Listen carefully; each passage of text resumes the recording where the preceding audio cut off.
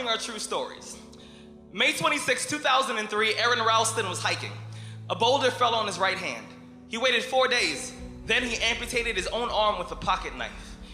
On New Year's Eve, a woman who was bungee jumping in Zimbabwe, the cord broke. She then fell into a river and had to swim back to land in crocodile-infested waters with a broken collarbone.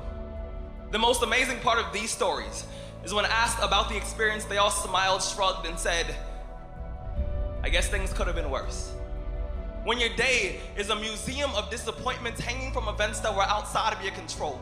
When you find yourself flailing in an ocean of why is this happening to me? When it feels like your guardian angel put in his 2-week notice 2 months ago and just decided not to tell you. When it feels like God is a babysitter that's always on the phone. When you get punched in the esophagus by a fistful of life, remember that you will survive. Remember, things could be worse. Remember, we are never, ever given anything that we can't handle. When the world crumbles around you, you have to look at the wreckage and then build a new one out of all the pieces that are still here. Remember, you are still here. The human heart beats approximately 4,000 times per hour, and each pulse, each throb, each palpitation is a trophy engraved with the words, you are still alive. You are still alive. Act like it. I invested too much to quit. I made too many sacrifices to give up. We've come too far. We've been through too much. We've seen too much. We've had too many victories. We have seen defeat. We've looked defeat in the face and we've overcome it. We've come too far to give up now. We've come too far to be negative now. We've come too far to start overthinking now. So when life happens, I don't just sit there and cry. I buck back. I buck back.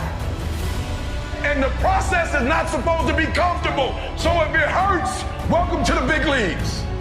If you feel like you're under heat, praise God. If you feel like you're being pressured, praise God. But when God looks like he's pulling you back, eventually he's gonna let you go. And the farther he pulls you back, the farther he pulls you back, once he releases you, boom. The spirit of resiliency, the spirit of grit, it's in your DNA, it's in your blood. Overcoming is in your blood. Getting through adversity is in your blood. Your ancestors got through so much more. We will be all right. We need to focus on where we're going, not where we come from and what's happening. I just need you to keep walking toward it. I don't need you thinking about it no more. You're doing too much thinking. You analyze it too much. You're talking yourself out of it. I don't know if this is gonna work. I tried and it didn't work. I just need you to keep moving. I need you to make up in your mind that the only way you can lose is if you quit. And I just need you to keep going. You gotta tell life, I don't know who you've been dealing with, but you ain't dealt with me. You gotta tell bankruptcy. You gotta tell divorce. You gotta tell sickness. I don't know who you've been dealing with, but you come up against the wrong one this time.